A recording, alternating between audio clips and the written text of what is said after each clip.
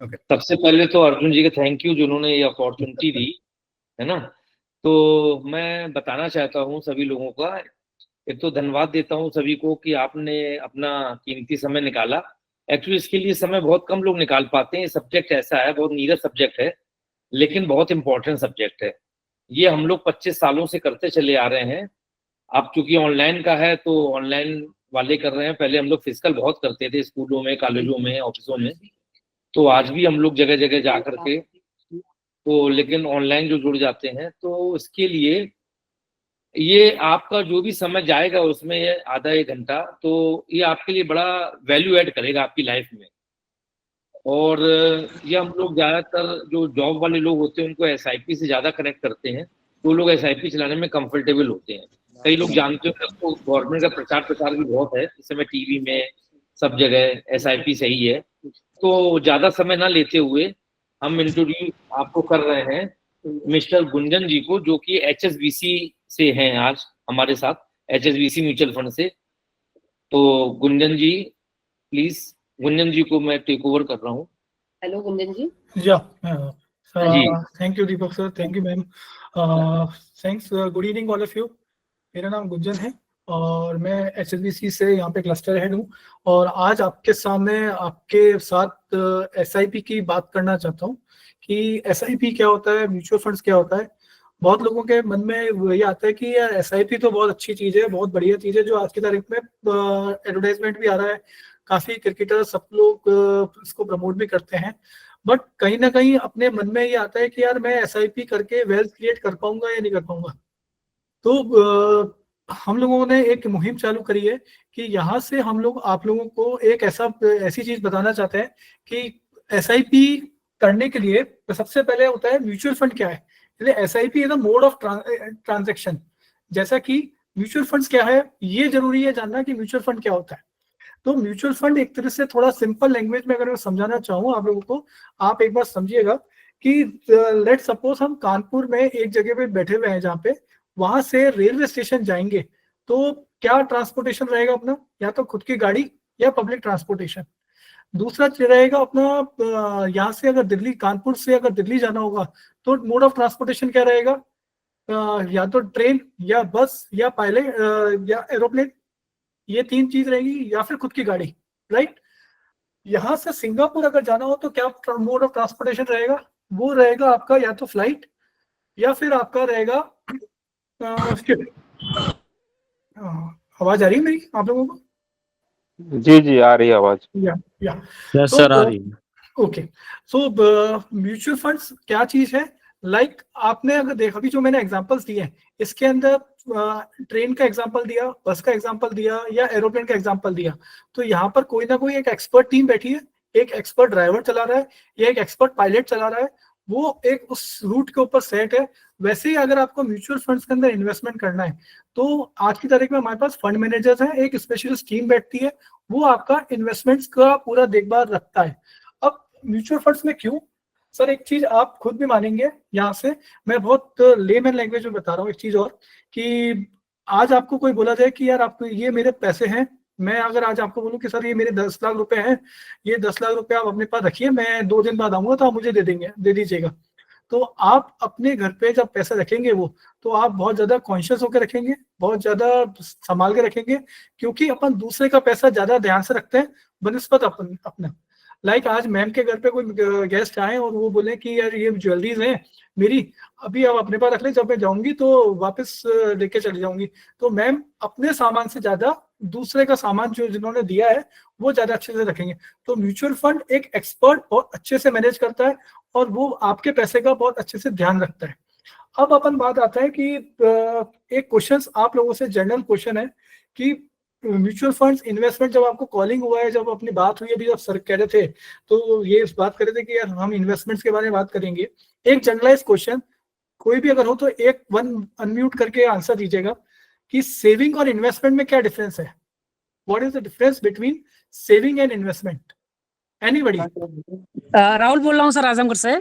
जी बताइए राहुल जी। सेविंग में सर ये है कि हमको हमारा एक फिक्स रहता है कि मतलब जितना हमने जमा किया है उस पे कुछ परसेंट का ही हमको एक फिक्स है कि हमको इतना ही मिलेगा। मान लो किसी ने बैंक से डिसाइड किया कि आपको इंटरेस्ट 3% 4% मिलेगा। इन्वेस्टमेंट में सर ये है कि हम इन्वेस्टमेंट को स्मार्टली अगर हम प्ले करें तो उस इन्वेस्टमेंट को हम कई बार रोटेट कर सकते हैं और कई परसेंट ROI ले सकते हैं, कई परसेंट रिटर्न ले सकते हैं। बहुत बढ़िया, बहुत बढ़िया। एनीबडी और कोई और आंसर देगा?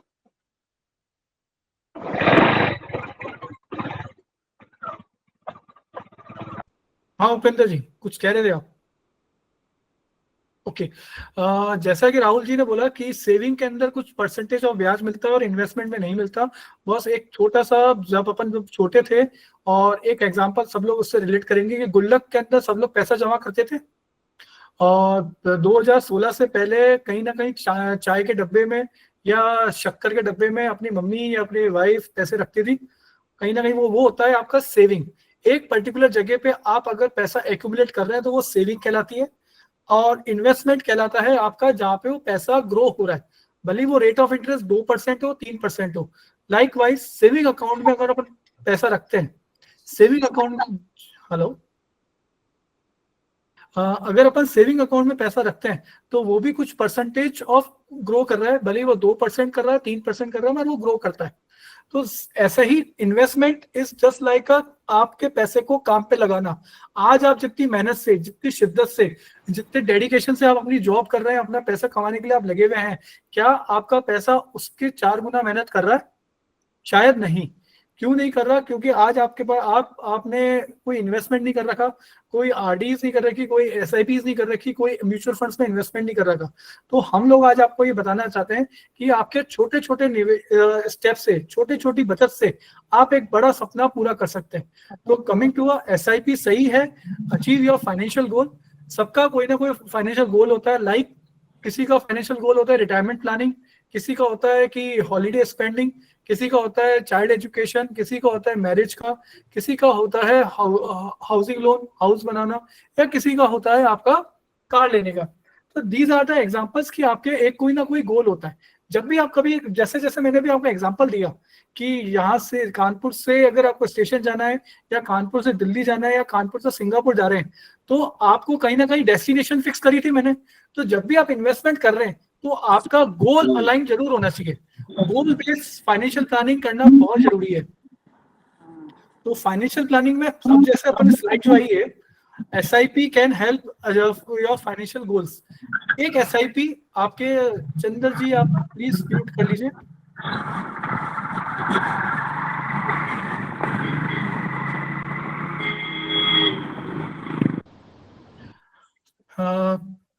SIP आपका, जैसे एक एग्जांपल हमने दिया, राघव को 25 साल का बंदा है, उसको आने वाले 3 साल बाद शादी के लिए पैसा चाहिए।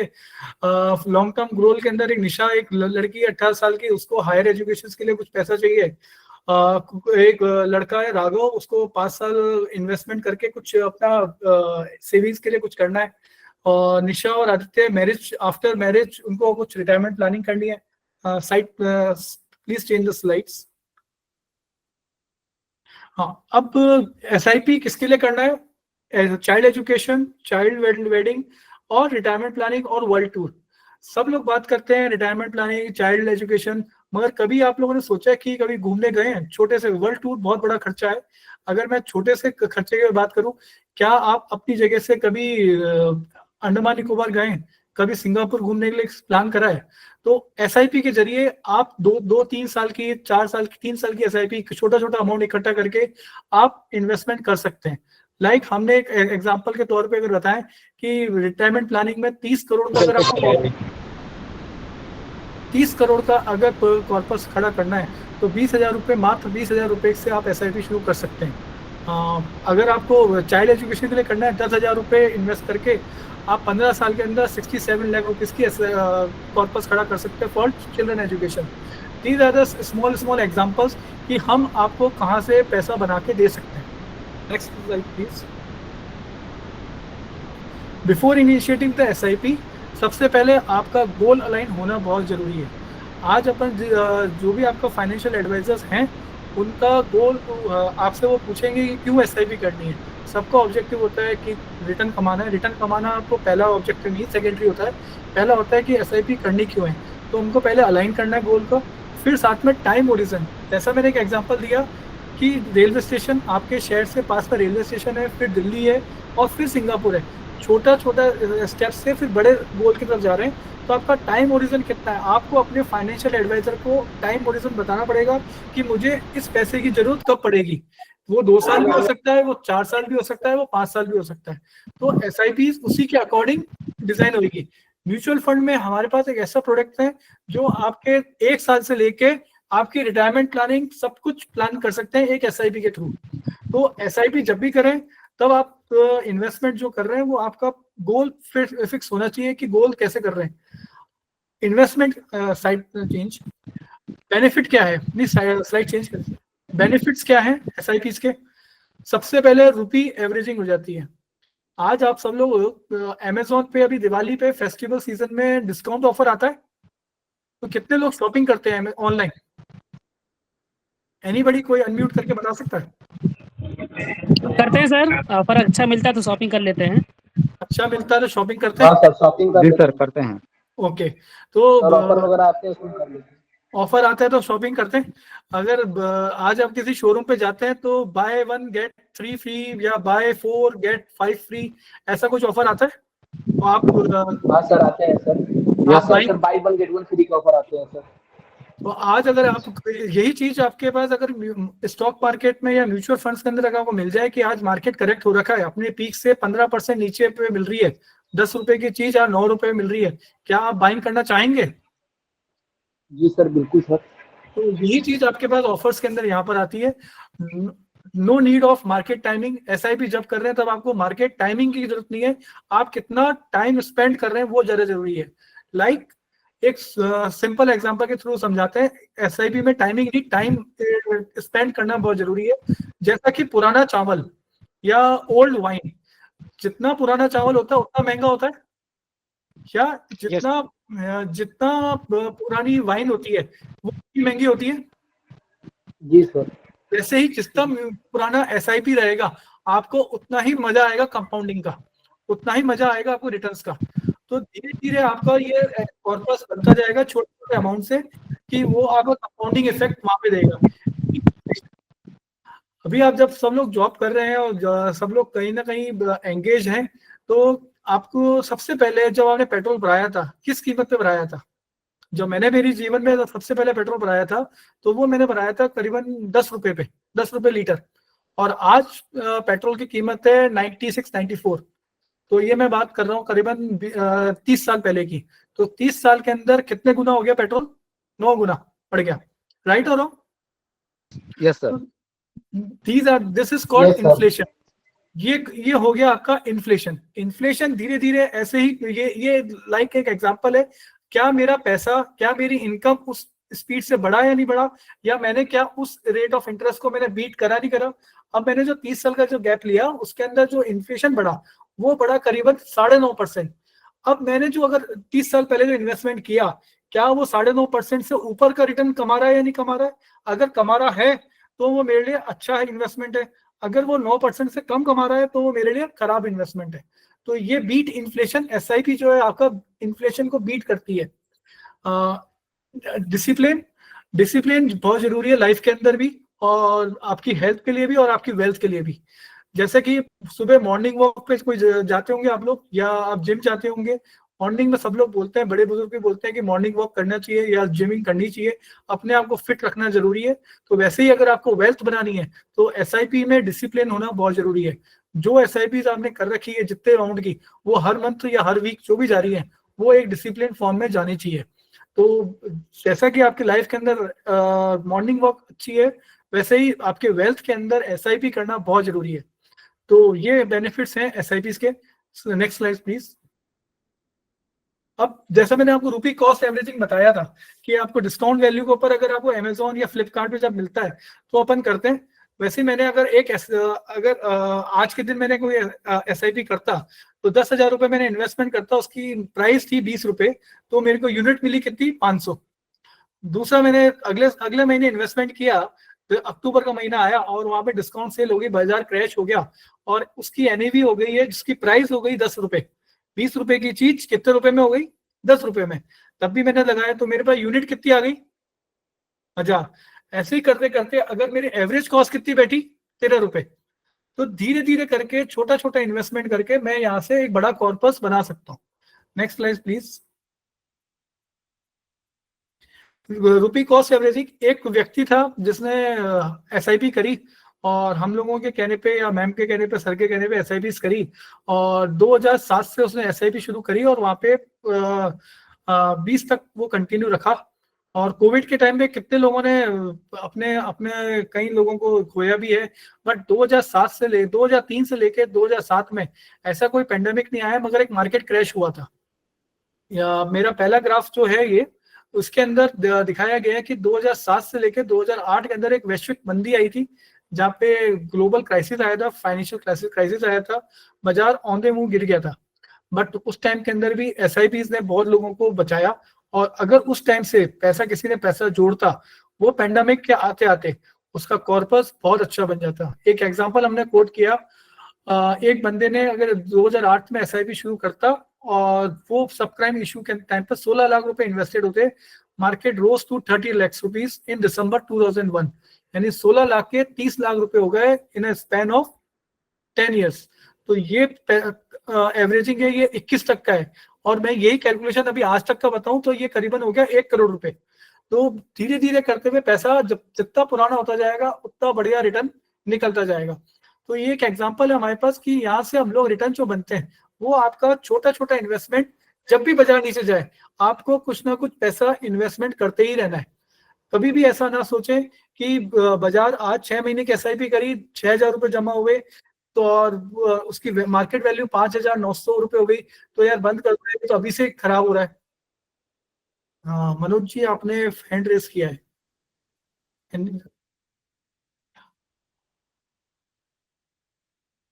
एक मिनट। हाँ आई थिंक गलती से उसने क्लिक किया होगा। Okay, Gunjan ji, can we take example from 2000 3000 monthly SIP? या श्योर सर, श्योर। तो 2,000 रुपए की अगर एसआईपी कोई करता तो धीरे धीरे करके बनाता जाता पैसा। ये चीज मैं जो एग्जांपल्स के तौर पे जो बात कर रहा हूँ, ये यहाँ से सिंपल फॉर्म में इसलिए बोल रहा हूँ क्योंकि यहाँ से पैसा जो है वो एक्यूमुलेट हो रहा है, धीरे धीरे एक्यूमुलेट हो रहा है और आपका पैसा बड़ा बनेगा। लाइकवाइज जब आपने गुल्लक में पैसा डाला था तो क्या एक दिन में पैसा बढ़ गया था? नहीं बढ़ा था। जब आपने चेक करा हो अपना, जब छोटा बच्चा होता है क्या वो 10 महीने में, 4 महीने में चलना चालू हो जाता है? शायद नहीं। वैसे ही एसआईपी आपका एक तीसरा बच्चा या दूसरा बच्चा है जो आपको एक छोटे छोटे कदम के साथ बहुत बड़ा बनाता है। यानी आपका अगर जो बच्चे के साथ अगर आप अलाइन करें, आज आपका एक बच्चा है उसके साथ ऐसा एसआईपी करिए तो वो जैसे जैसे बच्चा ग्रो हो रहा है वैसे वैसे आपकी एसआईपी भी ग्रो होती जाएगी। तो आपके रिटायरमेंट के टाइम के अंदर बच्चा भी आपकी सेवा करेगा और आपका पैसा आपको फाइनेंशियली स्ट्रॉन्ग करके रखेगा। Next slide please. एक एग्जांपल हमने कोट किया, जैसे सर ने बोला 5,000 रुपए मंथली एसआईपी करी तो 5,000 रुपए का 5 साल में कितना जमा हुआ पैसा? 3 लाख रुपए। 3 लाख की वैल्यू बन गई 3,87,000 रुपीज। 10 साल में कितने जमा हुए? 5 लाख रुपए। वैल्यू कितनी बन गई? 10,24,000 रुपए। तो ऐसे ही करते करते आप देखेंगे तो गैप बड़ा होता जा रहा है। आपका कॉस्ट ऑफ इन्वेस्टमेंट कम है बट आपका वैल्यूएशन बहुत बड़ा बनता जा रहा है। एक छोटी एसआईपी 5,000 रुपए महीना करिए, 25 साल में कितनी वैल्यू हुई? एनी आइडिया, कोई बता पाएगा कितने कॉस्ट ऑफ इन्वेस्टमेंट हो गया?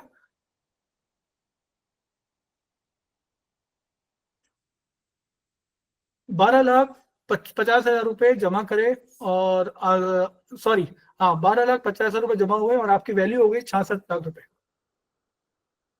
12,50,000 के 66 लाख रुपए आपकी वैल्यू हो गई। जैसे ही 10 लाख के अंदर एग्जांपल लेके देखें तो 10 लाख में आपने कितने जमा करे 25 साल में?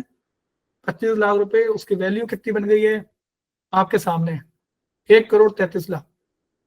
This is the power of compounding, this is the power of magic. और ये एसआईपी के ही थ्रू होता है जहां आपकी छोटी छोटी बचत बड़े सपनों के लिए आपके लिए कवर करती है। Please change the slide.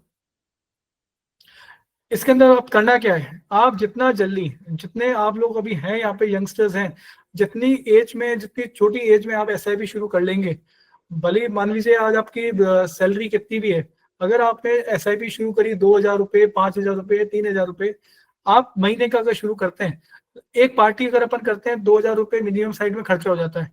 अगर वो पार्टी को स्किप करके अगर अपन में एक SIP अपने लिए और अपने परिवार के लिए जोड़ लूँ तो वो बहुत बढ़िया रहेगा। अगर मैं 5,000 की SIP शुरू करता हूँ, स्टार्ट अर्ली, तो मेरा एक लंबे, जब मेरा रिटायरमेंट होगा, मेरे बुढ़ापे का सारा मेरे को फाइनेंशियली सपोर्ट कहाँ से मिलेगा, वो मेरी SIP और मेरे इन्वेस्टमेंट से देगा। तो ये मेरी तरफ से है कि स्टार्ट जितना जल्दी कर सके उतना जल्दी इन्वेस्टमेंट करें। Please change the slide.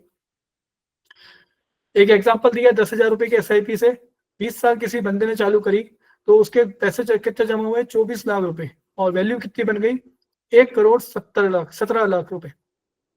30 साल तक कंटिन्यू करी है SIP, और ये नॉमिनल रिटर्न है, मैंने इसके अंदर रिटर्न भी ज्यादा नहीं लिए, केवल 14% की परफॉर्मेंस दिखाई है, केवल 14% CAGR रिटर्न मिला है इसके अंदर।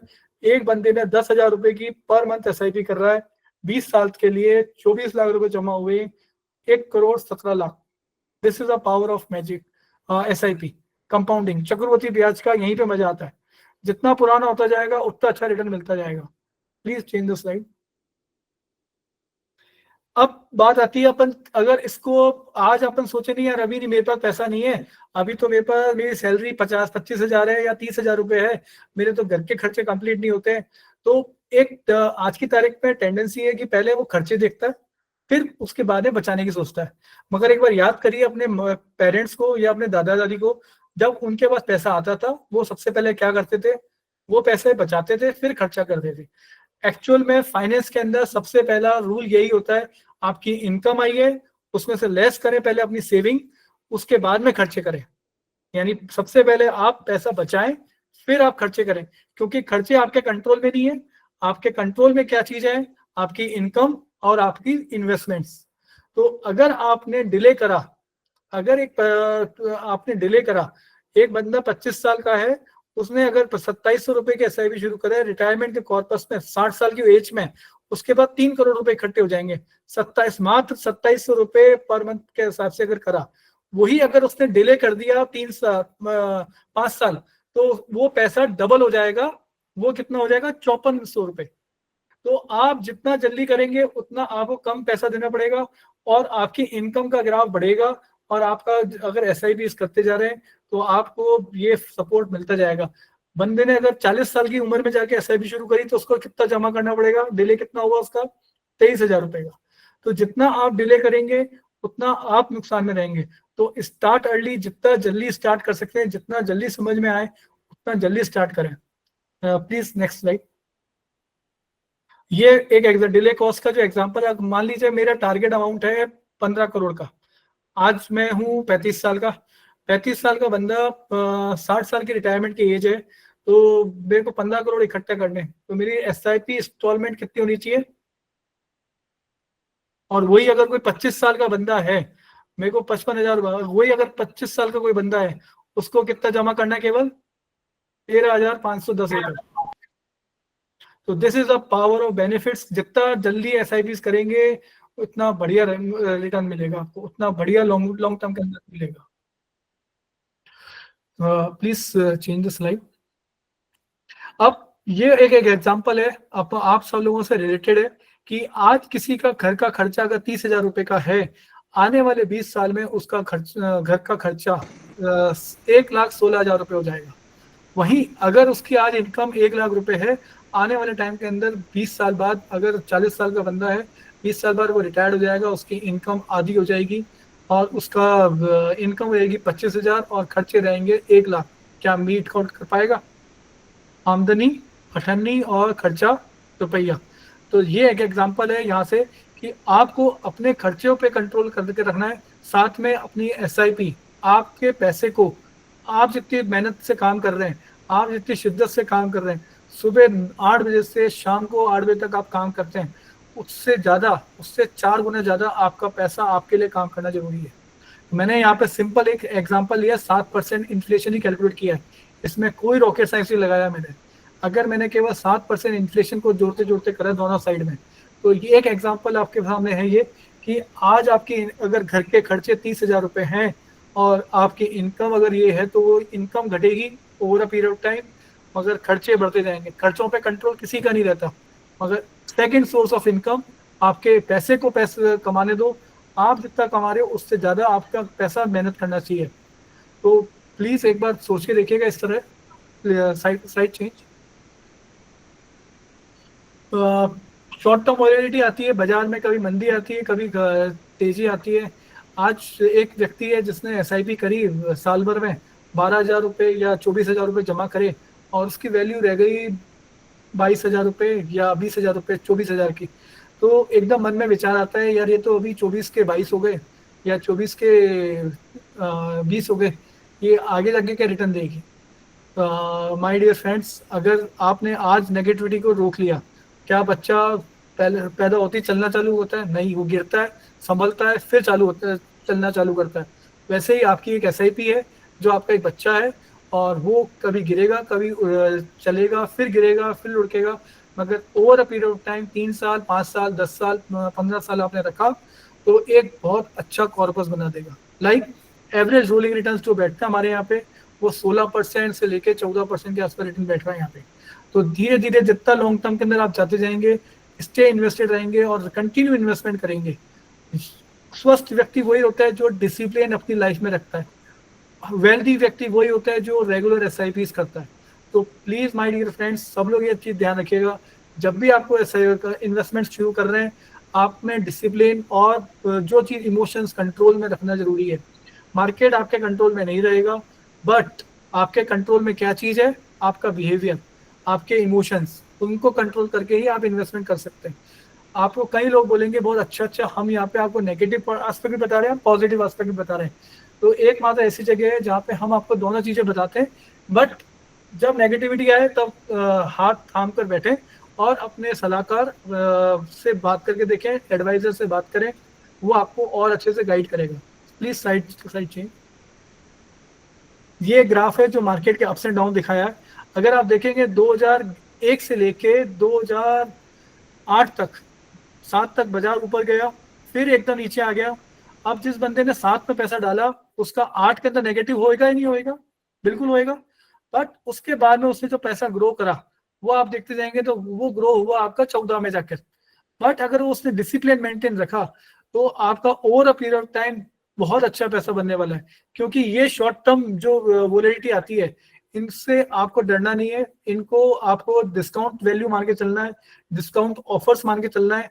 जब भी कोई एक तरह से सेल आती है तो आपके अंदर कुछ सरप्लस मनी हो तो आप उसके अंदर इन्वेस्टमेंट करें, या उसी इन्वेस्टमेंट को कंटिन्यू रखें, SIP को कंटिन्यू रखें। तो रुपी कॉस्ट एवरेजिंग आपको वहीं पे बनेगी, तो चक्रवृद्धि ब्याज आपको वहीं पे मिलेगा जब आपका कंसिस्टेंसी रहेगी। Slide change please. कभी भी SIP को डिसकंटिन्यू ना करें। जैसे एक एग्जांपल में वैसा आपको ये अभी बता ही दिया मैंने, don't discontinue the SIPs।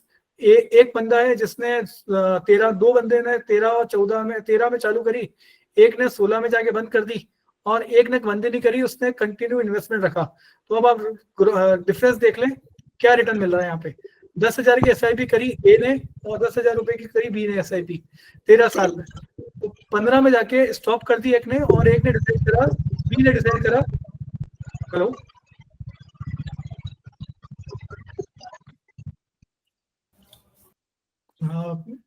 Even a continue the SIP।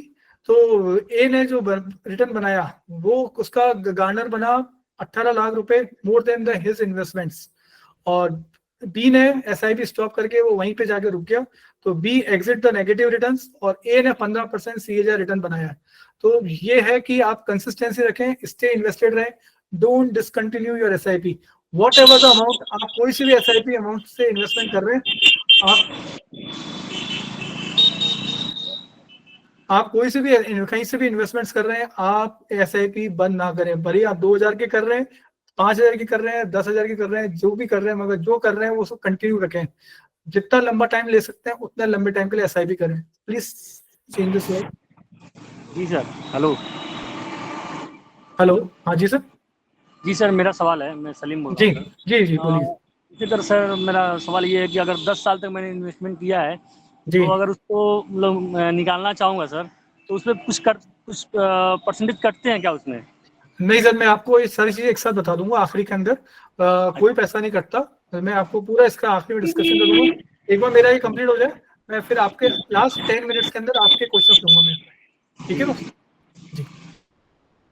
तो अवॉइड लमसम इन्वेस्टमेंट्स। एसआईपी का मैजिक के साथ इन्वेस्टमेंट करें। एक मुश्त पैसा ना डालें, आप एसआईपी के साथ करें।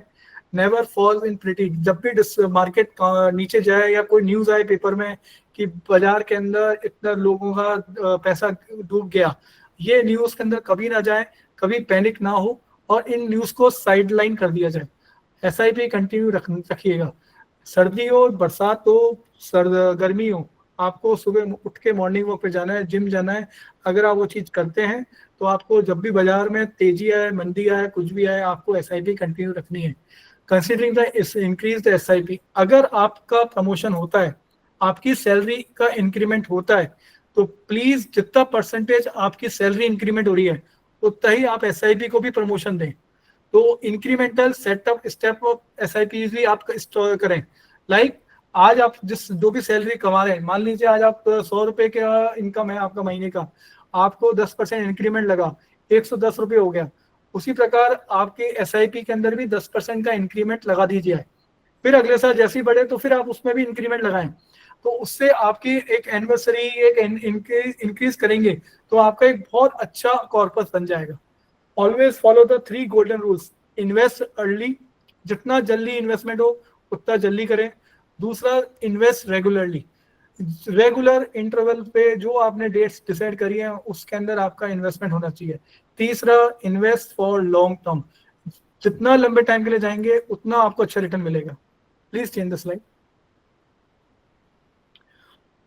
Quantum of income appreciation. अब क्वेश्चन आता है सब लोगों का कि यार देखो एसआईपी स्टेप अप तो कर लूंगा, टॉप अप कर लूंगा, मगर एक व्यक्ति को कितने अमाउंट की एसआईपी करनी चाहिए? एक जनरल आंसर दे सकता हूं मैं इसका। अदरवाइज वैसे आपके जो एडवाइजर्स हैं, जो मैम है या सर है, आप इनसे भी संपर्क कर लीजिएगा, ये आपको और अच्छे से आपके अकॉर्डिंग डिजाइन करके दे सकते हैं। मगर एज अ फाइनेंशियल एक्सपर्ट्स हमारे पास एक कम रूल रहता है कि हम एक व्यक्ति की अगर 100 रुपए की इनकम है तो उसमें से 30% मंथली इनकम अगर उसकी 100 रुपए है तो उसमें से 30% आपका इन्वेस्टमेंट होना चाहिए। 30% की आपकी ईएमआई होनी चाहिए। 40% आपका अपने हाउस होल्ड एक्सपेंसेस पे खर्चा होना चाहिए। डेली या मंथली एक्सपेंसेस आपके 40% होने चाहिए। 30% मिनिमम साइड 30% का आपकी सैलरी का 30% का हिस्सा आपके लिए इन्वेस्टमेंट होना बहुत बहुत जरूरी है। अगर कोई व्यक्ति 25-30 साल का है और वो अगर आज इन्वेस्टमेंट्स नहीं कर रहा तो वो अपने बुढ़ापे के साथ बहुत बड़ा काम कर रहा है कि वो अचीव नहीं कर पाएगा अपना रिटायरमेंट प्लानिंग। तो प्लीज अगर आप आज 30-40 साल के हैं और आपकी इनकम अगर इनकम का 30% हिस्सा आपका एसआईपी में नहीं जा रहा है या इन्वेस्टमेंट नहीं कर रहे हैं तो बहुत सबसे बड़ी गलती कर रहे हैं आप अपने साथ ही। दूसरा, जब भी आपका एसआईपी इंक्रीमेंट लगे, आपको जब भी आपके इंक्रीमेंट लगे आप उसको उसी परसेंटेज के अंदर आप अपनी एसआईपी के अंदर भी इंक्रीमेंट लगाएं। ऑटो पायलट मोड के अंदर सेविंग सिंक्रोनाइज हो जाती है, ऑटो डेबिट्स हो जाते हैं सब जगह से। Wealth grow faster than the compounding powers. Please change the slides. ये एक एग्जांपल 1000 रुपए के एसआईपी से दिया है कि स्टेप अप कैसे होता है। अब यहाँ पे मैंने एक एग्जांपल लिया स्टेप अप एसआईपी का। 1000 रुपए जमा हुए तो अगर मेरी मंथली इनकम में मेरा 1000 रुपए 2000 रुपए जमा हो गए तो साल का कितना जमा हो गया? 24,000 रुपए। धीरे धीरे करते करते ऐसे अगर मैं सिंगल रेगुलर एसआईपी कर रहा हूँ तो मैं कितने जमा कर रहा हूँ? साल के 12,000 रुपए जमा कर रहा हूँ, राइट। वही अगर मैं स्टेप अप करता हूँ तो मैं यहाँ पे कितना कर रहा हूँ? 24,000 रुपए। तो स्टेप अप से क्या बेनिफिट मिलता है? आपकी एसआईपी के अंदर इंक्रीमेंट लगकर तो आपको बेनिफिट मिलता है कि आप और ज्यादा चक्रवृद्धि ब्याज के अंदर जाते जा रहे हैं। तो एडवांटेज क्या है? जितना जल्दी एडिशनल इन्वेस्टमेंट होता जाएगा तो वो आपके लिए बहुत बढ़िया रहेगा। Next slide please. चेंज का नेक्स्ट। एसआईपी स्टेप अप एक एग्जांपल लिया हमने। एक तो हमने नॉर्मल एसआईपी करी और एक हमने करी इंक्रीमेंटल SIPs। अब बंदे ने 2008 से लेके 2021 तक SIP करी, टोटल इन्वेस्टमेंट हुआ इसका इतना 1,93,000 रुपीज, उसकी वैल्यू बनी 3,71,000 रुपीज। तो रिटर्न कितना निकला उसका 9.67। बट अगर वो स्टेप अप करता, धीरे धीरे पैसा जोड़ता रहता, 10% इंक्रीमेंटल जोड़ता रहता अपने हर साल में, तो वो पैसा जमा होता उसका 8,83,000 रुपीज, 63,000 सॉरी, और उसकी वैल्यू कितनी हो जाती 16,94,000 रुपए। और रिटर्न कितना बनता उसका परसेंटेज टर्म में 13% का रिटर्न, 13.5% ऑलमोस्ट। वहीं मार्केट ने कितना रिटर्न दिया 8% का रिटर्न, 8.5% का रिटर्न। तो आपने मार्केट को भी बीट करा, इन्फ्लेशन को भी बीट करा। तो आप SIPs अगर आप कर रहे हैं 500 रुपए भी इंक्रीमेंटल जोड़ते जा रहे हैं तो आपके लिए बहुत बेनिफिट रहेगा स्टेप अप SIPs भी। Next slide please. Step up ठीक है, नेक्स्ट और आगे करें। हाँ, अब SIPs टॉपअप कैसे करना चाहिए। फर्स्ट चाइल्ड, जैसे आपका पहला बच्चा है, इन्वेस्टमेंट टाइम ओरिजन 7 इयर्स के अंदर, तो उसकी एजुकेशन के लिए वहीं से आप पैसा जोड़ना चालू कर लें। गोल बेस बना लें कि आज अगर आपका बच्चा 3 साल का है तो आने वाले 17 साल बाद या 15 साल बाद वो हायर एजुकेशन के लिए जाएगा, तो हायर एजुकेशन उससे कॉर्पस चाहिए होगा। तो उस कॉर्पस का आज से अनुमान लगा लें कि आज अगर कोई कॉलेज की फीस 2 लाख रुपए है तो 15 साल बाद वो 20 लाख रुपए हो जाएगी। तो उस हिसाब से आप गोल बेस्ड प्लानिंग करेंगे। तो यहाँ पे हम लोगों ने ये बनाया है कि आप मंथली इंस्टॉलमेंट आपको कितना बनाना है, 7 साल का टाइम ओरिजन है, सेकेंड चाइल्ड है, हायर एजुकेशन 12 साल के बाद में होगी, तो गोल वैल्यू कितना होना चाहिए 20 लाख, तो 5,000 रुपए पर मंथ आपको SIP करनी होगी। Please change the slide.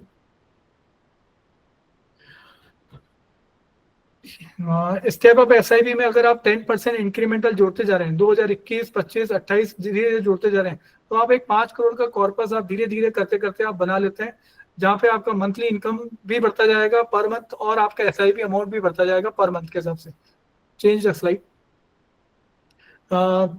सबसे पहले गोल बेस्ड प्लानिंग करनी है। मैं वापस से इनिशिएट कर रहा हूँ गोल बेस्ड प्लानिंग, फिर स्टार्ट अर्ली, जितना जल्दी हो सके उतना जल्दी स्टार्ट करें और रेगुलर इन्वेस्टमेंट करें।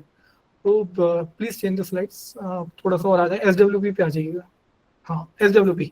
अब मैंने अभी आपको बताया पैसा जोड़ना। अब आप रिटायर्ड हो गए, रिटायरमेंट के बाद में हमको SWP चाहिए, पैसा विड्रॉल चाहिए। जिस प्रकार से मैंने पैसा जमा करा, आफ्टर रिटायरमेंट मैं पैसा कैसे निकाल सकता हूँ। लाइक अपन सब आज प्राइवेट जॉब कर रहे हैं, हमको पेंशन नहीं मिलनी, हमको ये इन्वेस्टमेंट जो है वही मिलना है। तो जैसा मैं पर मंथ SIP जोड़ रहा हूँ वैसा ही मैं पैसा निकाल भी सकता हूँ। तो मैं अगर आज किसी बंदे ने अगर पैसा जोड़ा है और उसको कॉर्पस के विड्रॉ करना है मंथली 5,000 रुपए, तो धीरे धीरे धीरे करके वो पैसा भी निकाल सकता है, उसका कॉर्पस एक्यूमुलेशन भी रहेगा। पीछे नेक्स्ट स्लाइड प्लीज।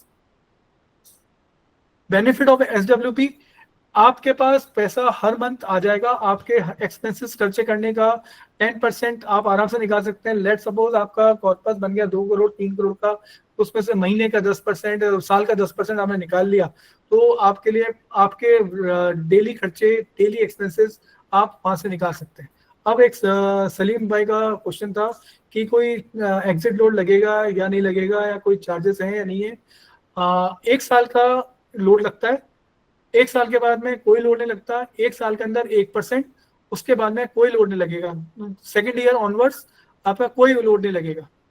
जब भी आप निकालेंगे आपका सारा पैसा एग्जिट लोड फ्री होगा, टैक्स एफिशिएंट रहेगा, लॉन्ग टर्म कैपिटल गेन बनेगा, as per your categories, as per your taxation, as per your slab, income slab, उसके अकॉर्डिंग टैक्स लगेगा, LTCG।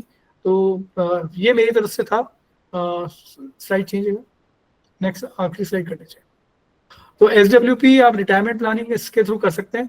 तो आप वेकेशंस पे जा सकते हैं। कई लोगों का टारगेट होता है कि अपन ने रिटायरमेंट बात कर ली, चिल्ड्रन एजुकेशन, क्या कभी किसी ने प्लानिंग करी अंडमान निकोबार जाना या कश्मीर घूमना, क्या कितना खर्चा लगता है? शायद 50,000 रुपये पर कपल कश्मीर का, और 1 लाख रुपए अंडमान निकोबार या दुबई का घूमने का 1 लाख रुपए। तो वो चीज़ें आपको SIP के थ्रू आराम से एक्सेस कर सकते हैं। आप जरूरी नहीं है कि आप SIP केवल लंबे टाइम के लिए करें, आप छोटे टाइम के लिए भी कर सकते हैं। इक्विटी में भी कर सकते हैं, फिक्स इनकम प्रोडक्ट भी हमारे पास, FD जैसे प्रोडक्ट भी है, आप वहाँ पे भी इन्वेस्टमेंट कर सकते हैं। तो प्लीज़ अपने सलाहकार और अपने MFD जो है, म्यूचुअल फंड डिस्ट्रीब्यूटर जो हैं, उनके साथ संपर्क करके, क्योंकि ये एक तरह से म्यूचुअल फंड डिस्ट्रीब्यूटर ना समझे, ये एक डॉक्टर है फाइनेंशियल। जैसे अपन डॉक्टर के पास जाते हैं, वो आपकी बीमारी का इलाज करता है, वैसे ही डिस्ट्रीब्यूटर जो हैं वो आपके अकॉर्डिंग प्लान देंगे। बाजार में बहुत सारे प्लान हैं, बट वो आपको देखकर, आपकी फाइनेंशियल कंडीशंस को देखकर, आपके रिस्क एपिटाइट को देखकर, उसके अकॉर्डिंग वो आपको डायग्नोस करेंगे, आपके फाइनेंशियल प्लानिंग करेंगे। तो प्लीज आप सब लोग अपने जो भी फाइनेंशियल एडवाइजर्स हैं, तो आप उनके साथ कनेक्ट करिएगा। तो over to you sir.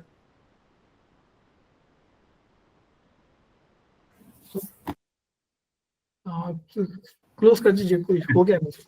Last slide. Okay. Last slide. हाँ सर जी, क्वेश्चन, हाँ जी सर, अगर किसी के क्वेश्चंस हों तो आप सर से पूछ सकते हैं। बाकी मैंने, hi everybody, thank you so much Gunjan sir for the insightful session. ये मैंने स्क्रीन ओपन कर दी है, तो अगर किसी को भी कोई भी क्वेरी पूछनी है, अपनी पर्सनलाइज एडवाइस लेनी है कि हम कितना इन्वेस्ट करें और कैसे होगा, तो 1-on-1 कंसल्टेशन के लिए आप ये QR कोड स्कैन करके इस पे हमें हाई कर सकते हैं, और यहाँ से हम आपको कांटेक्ट कर लेंगे। ये हमारा कॉलिंग का नंबर भी दिया हुआ है। तो जिसको भी इस सेशन के बाद सेशन अच्छा लगा है और कुछ भी डिस्कशन करना है, तो ये QR एक कोड लगा हुआ है स्क्रीन पे, इस स्क्रीन के कोड को आप स्कैन करेंगे तो हमारा व्हाट्सएप खुल जाएगा। हमारे व्हाट्सएप पे हम एक हाय भेज सकते हैं, जिससे फिर हम आपकी कॉल कर पाएंगे। किसी का कोई भी सवाल है तो आप गुंजन सर से अभी भी पूछ सकते हैं।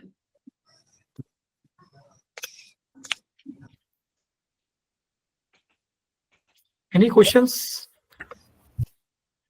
अगर कोई क्वेश्चन पूछना चाह रहा है तो पूछ लो। वैसे SIP का काफी चीजें कवर कर दी गई है कि SIP स्टेप अप क्या होता है, SIP कैसे काम करती है, लॉन्ग टर्म SIP आपकी ग्रोथ कैसे हो सकती है, आपकी प्लानिंग कैसे हो सकती है कि आप अपना रिटायरमेंट प्लान कर लें, एप्लीकेशन प्लान कर लें, और शॉर्ट टर्म भी इसमें SIP है, जिसमें शॉर्ट टर्म कुछ प्लान्स हैं, जैसे डेट फंड्स होते हैं, इक्विटी के अलावा भी कुछ डेट फंड्स होते हैं जिनमें आप SIP कर सकते हो।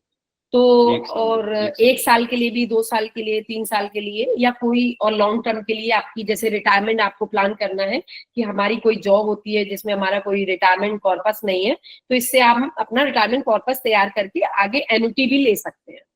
तो और उसके लिए वैसे हमने इस पे नंबर दिया हुआ है, और अर्जुन सर के पास तो नंबर है, आप लोग इस पे रजिस्ट्रेशन में भी मैंने नंबर दिया हुआ था, उसमें आप अपना नंबर ड्रॉप कर दीजिएगा, तो आपकी जो भी क्वेरी होगी वो हम लोग फुलफिल कर देंगे। और अगर अभी भी कोई क्वेश्चन करना चाहता है तो गुंजन सर से पूछ सकते हैं, या मैं भी इस पे कनेक्ट हूँ। तो एक आखिरी में एक सलाह आप सबको देना चाहता हूँ। जी बोलिए। जी बोलिए। हाँ सर, मुझे 1 करोड़ का SIP करना है। ठीक है। क्वार्टर्स में कैसे करूँ? ठीक है। 1 करोड़ इकट्ठा करना है। 1 करोड़ रुपए इकट्ठा करना है आपको। और आपका क्या ऑब्जेक्टिव है, कितने टाइम के अंदर करना है, क्या टाइम ड्यूरेशन में, कितने टाइम ड्यूरेशन में? 20 साल में। 20 साल में। तो आपको SIP करनी पड़ेगी। और आपका एज क्या है अभी? इनकम कितना होगा? 40। और मैं एक बार जान सकता हूँ आपके इनकम थोड़ा बहुत बता सकें तो? 25,000। ओके। तो बॉस आपको नहीं करते हुए 20 साल के अंदर 16,000 रुपए पर मंथ आपको SIP करनी पड़ेगी, और स्टेप अप भी करना पड़ेगा साथ में 10% का स्टेप अप भी लेना पड़ेगा आपको अपनी SIP का क्वार्टरली बेसिस के ऊपर। तो आप बना सकते हैं। मैं ये मिनिमम बता रहा हूँ, 12% के ऊपर कैलकुलेशन निकाल के बता रहा हूँ। अगर मार्केट बहुत बढ़िया रहा तो आपको इससे ज्यादा कॉर्पस मिल जाएगा, बट मिनिमम सही में आपको इतना करना ही पड़ेगा। सर एक क्वेश्चन सर ये था कि जैसे मैं कोई SIP डाल रहा हूँ तो वो कितने समय में डबल हो जाए कि बेस्ट परफॉर्म करे हमारा मनी? सर सबको चाहिए कि मेरा फंड, जिस फंड में मैंने पैसा डाला वो सारा बेस्ट बन जाए, और शॉर्ट पीरियड के अंदर जितना, जो आपने क्वेश्चन करा बहुत जेन्युइन क्वेश्चन है, बहुत सबका क्वेश्चन यही रहता है। SIP आप जितना लंबे टाइम के लिए जाएंगे, मिनिमम जो कैलकुलेशन रहती है हमारी, वो 5.5 साल के, 6.5 साल के अंदर हम पैसा डबल कर देते हैं। 6.5 साल के अंदर 6.5 साल के अंदर हम पैसा डबल कर देते हैं। बट कितना CAGR के लगभग सर आता है, कितना? 15% की कैलकुलेशन है ये मिनिमम साइड में, सॉरी 12.5% की कैलकुलेशन है, 12.5% मिनिमम साइड में। अगर 15% लेता हूँ तो वो 4.5 साल के अंदर कवर कर देगा, 12% पे 6.5 साल के अंदर वो कवर करता है। अच्छा, ये एक और क्वेश्चन था सर, जैसे किसी डिस्ट्रीब्यूटर के थ्रू SIP लिया जाए या बैंक के, जैसे डायरेक्ट गवर्नमेंट बैंक हैं जो, तो उनके थ्रू लिया जाए तो प्रॉफिटेबल है कि किसी डिस्ट्रीब्यूटर के थ्रू लिया जाए तो वो? एक, जब भी कभी आप हॉस्पिटल जाते हैं, किसी स्पेशलिस्ट के पास जाते हैं या फिजिशियन के पास जाते हैं, आज हर कोई चाहता है कोई स्पेशलिस्ट के पास जाना चाहता है। आज आप जिस शहर में हैं उस शहर में स्पेशलिस्ट के पास जाके अपना बीमारी का इलाज कराना चाहते हैं। मगर कई लोग क्या, जनरलाइज ये चीजें हैं कि अपने पैसे के लिए ना हर कोई इतना सीरियस नहीं होता। बट मेरा ये मानना है कि अगर आप अपने जॉब के लिए, अपने प्रोफेशन के लिए बहुत सीरियस हैं, तो अपना जो इन्वेस्टमेंट है उसको भी एक ऐसे बंदे को दें जो बहुत स्पेशलिस्ट है इस फील्ड के अंदर। तो मेरा ये मानना है कि किसी एडवाइजर के थ्रू करें, ज्यादा बढ़िया है। क्योंकि कोई बैंक में जो बंदा है, जो बंदा RM में है, वो आज है, वो कल नहीं रहेगा। उसके भी एक सर्टेन टारगेट्स होते हैं, वो वहां से करता है। मगर किसी डिस्ट्रीब्यूटर के थ्रू आप करते हैं तो वो आपके लिए इन्वेस्टमेंट करता है, वो आपके ऊपर इन्वेस्टमेंट करता है, आपके लिए इन्वेस्टमेंट करता है, और आप उसके साथ लॉन्ग टर्म रिलेशनशिप बनती है। आज आपने, ये नहीं कि आज आपने कर लिया कल वो आपको गायब कर देगा, ऐसा नहीं होएगा। क्योंकि वो एक बड़ा सेटअप लेके बैठा हुआ है, प्रोफेशनली है, CFPs हैं ये लोग, और यहाँ पे सर्टिफाइड होते हैं। तो मेरे को लगता है कि एजेंट के थ्रू जी, कोई डिस्ट्रीब्यूटर हो तो वो पर्टिकुलर किसी कंपनी का फंड हो उसी पे इन्वेस्ट करना चाहे वो ऐसा कोई भी म्यूचुअल फंड का डिस्ट्रीब्यूटर कोई भी ऐसा नहीं होगा कि वो पर्टिकुलर एक म्यूचुअल फंड कंपनी को ही प्रमोट करेगा। वो आपको आपके रिस्क एनालिसिस करने के बाद ही पैसा डालेगा, अदरवाइज वो पैसा नहीं डालेगा। वो आपको मना ही कर देगा कि अगर आप मान लीजिए, आपने जैसे डबल की बात करते हैं, 3 साल में भी डबल हो सकता है पैसा, मगर आप किसी डिस्ट्रीब्यूटर के पास जाएंगे, मुझे इक्विटी में पैसा डालना है और 2 साल में डबल चाहिए, वो मना कर देगा, बॉस मुझे पैसा लेना ही नहीं आपका। क्योंकि इतने शॉर्ट पीरियड में पैसा डबल नहीं होता। अगर कहीं पैसा डबल होता है तो वो कहीं गलत काम कर रहा है। तो डिस्ट्रीब्यूटर एक ऐसी चीज है हमारे सिस्टम के अंदर, जो वो आपके एनालिसिस के अकॉर्डिंग काम करेगा। यही सर, यही जो आपने बताया ना, यही एक रिस्क समझ में आता है। जैसे डिस्ट्रीब्यूटर के थ्रू गए, वो मान लीजिए हमें बोला कि म्यूचुअल फंड में डाल रहे हैं और कहीं वो गलत चीजों में इन्वॉल्व हो गया, सर कभी भी नहीं हो सकता। डायरेक्ट पेमेंट आपका म्यूचुअल फंड में जाएगा, आपके खाते से डायरेक्ट पेमेंट म्यूचुअल फंड में जाएगा। कोई भी एजेंट का केवल आपको फंड बताने का रिकमेंडेशन का प्रोसेस रहता है, मगर फंड आपके बैंक खाते से डायरेक्ट म्यूचुअल फंड के बैंक खाते में जाएगा और कहीं नहीं जाएगा। बाकायदा आपको स्टेटमेंट आएगा, SMS पे आएगा, सब चीजें कम्युनिकेशन होंगी। सेबी जो रेगुलेटेड है यहाँ पे, सेबी के थ्रू हम लोग यहाँ पे रेगुलेटेड है, और सब चीजें जो एडवाइजर्स भी काम करते हैं वो रेगुलेटेड है, MFI सर्टिफाइड है। तो वो लोग वहीं से काम करते हैं, कोई चीटिंग वाला काम यहाँ पे नहीं होता। आप अपना पर्सनल बता रहे हैं, मैं जैसे मार्केट में बात कर रहा हूँ। नहीं, मैं मार्केट की बात कर रहा हूँ सर, मैं जनरल बात कर रहा हूँ। क्योंकि म्यूचुअल फंड के अंदर जो डिस्ट्रीब्यूटर्स होते हैं वो एक सर्टिफाइड चैनल्स के थ्रू होते हैं। वो कभी भी कैश के अंदर ट्रांजैक्शन हमारे यहाँ पे नहीं होता। हमारा जो भी ट्रांजैक्शन होता है वो चेक से या फिर ऑनलाइन होएगा, UPI से होएगा। पूरी ट्रांसपेरेंसी रहती है। आपने अगर आज 100 रुपए भी डाले या 10,000 रुपए भी डाले या 10 करोड़ रुपए भी डाले, हम आपको बकायदा एक स्टेटमेंट देंगे। आपके ईमेल पे भी जाएगा, आपके मोबाइल पे भी जाएगा। तो इस चीज के लिए बेफिक्र रहें कि आप किसी एजेंट के थ्रू कर रहे हैं या कोई कैश दे रहे हैं। यहाँ पे कोई कैश डीलिंग नहीं होती है। आपके बैंक खाते से दूसरे के कंपनी के बैंक खाते में जाएगा और कहीं पैसा नहीं जाएगा। अच्छा, तो जैसे डिस्ट्रीब्यूटर पे हम पूरा भरोसा कर सकते हैं सर? बिल्कुल कर सकते हैं। आप डॉक्टर के पास जाते हैं तो उस पर भरोसा करते नहीं करते हैं, ऑपरेशन करते नहीं करते हैं, वैसे ही आप म्यूचुअल फंड्स के अंदर डिस्ट्रीब्यूटर जो है वो फाइनेंशियल डॉक्टर्स हैं बॉस। गुंजन जी, हाँ मैं कुछ बोलना चाहूंगी। जी जी जी जी। ये बहुत ही कॉमन कंसर्न है राहुल जी कि डिस्ट्रीब्यूटर हमें वो वाला प्रोडक्ट तो ना दे दे जिसमें उनका कमीशन ज्यादा है या ऐसा। तो हम और पूरी मार्केट के लिए कुछ नहीं कहेंगे। वैसे तो डिस्ट्रीब्यूटर्स कभी ऐसा कुछ इलीगल मतलब अनएथिकल नहीं करते हैं। लेकिन अगर आप हमारी वेबसाइट देखेंगे, हमने अभी रिसेंटली अपने 25 साल, तो वो कहते हैं ना कि तजुर्बा कहता है मार्केट में, तो 25 साल निकाले हैं और हमारे इवेंट में हमारे सारे जितने क्लाइंट हैं 3000 लोग, बहुत सारे लोग आए।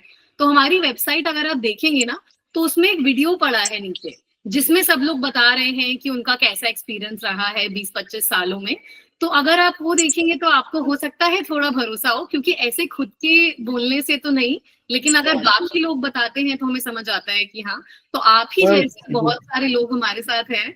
तो अगर मैं एक जनरल क्वेश्चन किया ma'am, don't take it personally. बहुत ही वैलिड क्वेश्चन है ये। इनफैक्ट मैं इस चीज पे आज ही वो भी कर रही थी कि ये क्वेश्चन सबका ही होता है, क्योंकि बोलते हैं कि ग्रुप पे जाके कर ले या फिर ऐसे किसी के साथ करें तो उसमें क्या है। तो अगर आप एक बार जाके वो वीडियो देखेंगे तो आप समझेंगे कि बाकी लोग जो हमारे साथ जुड़े हुए हैं, अर्जुन जी खुद ही हैं जिन्होंने आपको ज्वाइन करवाया, तो वो आपको बता देंगे कि कितना भरोसा कर सकते हैं और कैसे।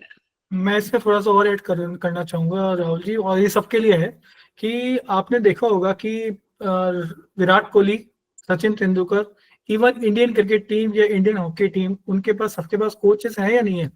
कोचेस हैं, राइट और wrong? Yes sir. Yes yes. तो आपने जब भी आप कभी बड़ी गाड़ी किसी की देखते हैं, जगुआर देखते हैं या BMW देखते हैं, तो ड्राइवर चला रहा होता है या मालिक चला रहा होता है? ड्राइवर। क्यों? जब भी आपका कॉर्पस अगर बड़ा है, आपका कॉर्पस अगर बड़ा बना रहे हो, या आपको एक सलाहकार, एक कोच की आवश्यकता हरदम रहती है। क्या इंडियन क्रिकेट टीम के अंदर जितने प्लेयर्स हैं उनको कोच की आवश्यकता है? वो अपने आप में बहुत काबिल है, मगर फिर भी उनके पास एक कोच है ना। वैसे ही आप खुद भी डायरेक्ट भी कर सकते हैं, बट हम ये चाहेंगे कि आप कोच के थ्रू करेंगे तो और अच्छा बेहतर कर सकते हैं। आप अपनी कमियां नहीं देख सकते, आपका कमी आपका गुरु बताएगा, आपका कोच बताएगा। जैसे कि अगर आप देखें महाभारत में भी श्री कृष्ण ने हथियार नहीं उठाया था, बट अर्जुन को मार्गदर्शक कौन थे, सलाहकार कौन थे? पांडवों के भगवान श्री कृष्ण थे। भगवान श्री कृष्ण थे। तो वैसे ही आपके पास भी, अगर आपके पैसे के लिए आप इतना सीरियस हैं, आप अपने पैसे को और अच्छा ग्रो कर सकते हैं, तो प्लीज अपने एक सलाहकार को जरूर रखिए अपनी लाइफ में। सर मेरा question agree sir, agree, fully agree. Sir मेरा क्वेश्चन है, जी, जैसे मनीष मैं 2-3 फंड का SIP चलाता हूं और कुछ का म्यूचुअल फंड भी खरीदा हूं, ठीक तो है। मैं उसको हमेशा हर रोज वॉच करता हूँ। एक जी। बार दिन भर में देखता हूँ कि क्या मार्केट की पोजीशन है, जी। या हमारा पैसा आज कितना ग्रोथ हुआ या कितना डेप्थ में गया। जी। तो जब डेप्थ में जाता है तो मैं पैसा, जैसे जो घर में सेविंग किया हुआ पैसा रहता है थोड़ा मोड़ा, मैं जी। उससे और यूनिट खरीद लेता हूँ। क्या जी। ये सही है या गलत है? सर यहीं पे सलाहकार की जरूरत होती है। ये चीजें आपको ऐसे नहीं बताया जा सकता, क्योंकि आपकी नर्व्स चेक करनी पड़ेगी, चेकअप करना पड़ेगा, उसके बाद ही आपको बताया जाएगा। तो आपका ट्रीटमेंट अच्छे से होना चाहिए, और SIPs के अंदर टॉपअप करना जरूरी होता है नीचे जब जाए, बट ओपन फोरम में या सामने देखकर नहीं बताया जा सकता। दैट्स द रीजन कि आपका एक एडवाइजर के थ्रू अगर आप बताएंगे, जैसे अपने एडवाइजर हैं, बबीता मैडम है या दीपक सर है या अश्विन मैम है, इन लोगों से अगर आप सलाह लेंगे तो वो आपको अच्छे से बता पाएंगे। हाँ, SIP के बाद में कुछ पैसा जो सेविंग रखा हुआ वो टॉपअप कर सकते हो आप, बट वो कितना परसेंटेज में करना है, क्या कैसे करना है, वो आपको एक एक्सपर्ट ही बता सकता है। ये वो वाली बात हो गई कि मेरे को बुखार हुआ है और मैं केमिस्ट के पास जाकर पैरासीटामोल लेकर आ गया और मैंने खा ली। वो एक बार के लिए अच्छा हो सकता है, मगर वो गंभीर बीमारी अगर रूप ना ले ले, भगवान ना करे कभी गंभीर बीमारी हो जाए, मगर वो नुकसानदायक रहती है। तो एक डॉक्टर को दिखाएं, उसके बाद में ट्रीटमेंट लें, एक फाइनेंशियल एडवाइजर के पास जाएं, उसके बाद में करें। सर पैसे से खेलना और पैसे से पैसा बनाना बहुत डिफरेंस है। तो कई लोग हिंदुस्तान में, सब लोग पैसे से यही सोचते हैं कि मैं एजेंट के थ्रू नहीं, मैं डायरेक्ट कर लूँ या मैं बैंकर के थ्रू कर लूँ। बस कर सकते हो आप, आपका ही पैसा है वो। बट नहीं सर, मैं डायरेक्ट नहीं करता हूँ, मैं एडवाइजर से ही बात करके ही करता हूँ। वो एडवाइजर से सलाह लें कि टॉपअप करना है, कब नहीं करना। हर गिरावट पे टॉपअप करना भी सही नहीं रहता, और हर SIP के अंदर भी करना सही नहीं रहता। वो आपको डिस्कस करना पड़ेगा 1 to 1, तभी वो होएगा, अदरवाइज ऐसे ओपन फोरम पे नहीं हो सकता। Sir okay, thank you sir. Any questions और कुछ? सर राहुल बोल रहा हूँ आजमगढ़ से। सर जी। बेस्ट क्या है इन्वेस्टमेंट में सर? मतलब यूलिप वगैरह लोग बोलते हैं, long term, short term, sir best क्या है? SIP रेगुलर जो चलता है सर, ये या कोई और प्लान है, बस ये जानना था। फाइनेंशियल प्लानिंग करना बहुत जरूरी है। आपको जी। यूलिप करें या टर्म इंश्योरेंस करें, आपको फाइनेंशियल प्लानिंग जरूरी है। आपका टर्म इंश्योरेंस होना चाहिए, आपका मेडिकल इंश्योरेंस होना चाहिए, आपकी SIPs भी होनी चाहिए।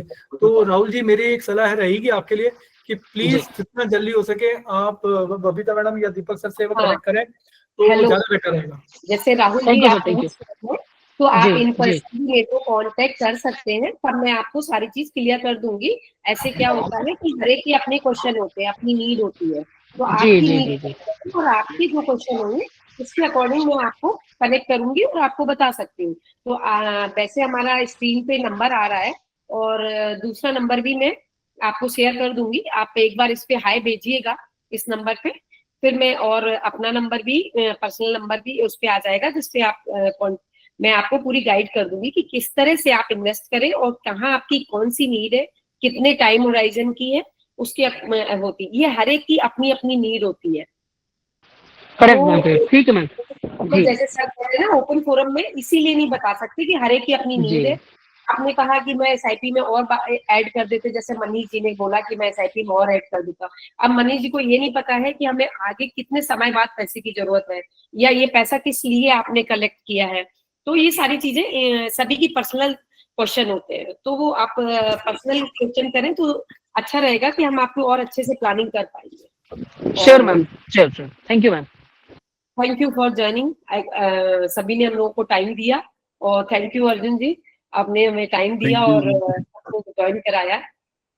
Thank you all of you कि आप लोगों ने मेरे को सुना, और होप सो आपके नॉलेज में और सब चीजों में ऐड ऑन करा हो मैंने। तो thanks once again. Thank you. Thank welcome you. Sir, thank you sir, thank you sir, thanks okay for sir, guiding us. Welcome sir, thank you sir. Thank you sir.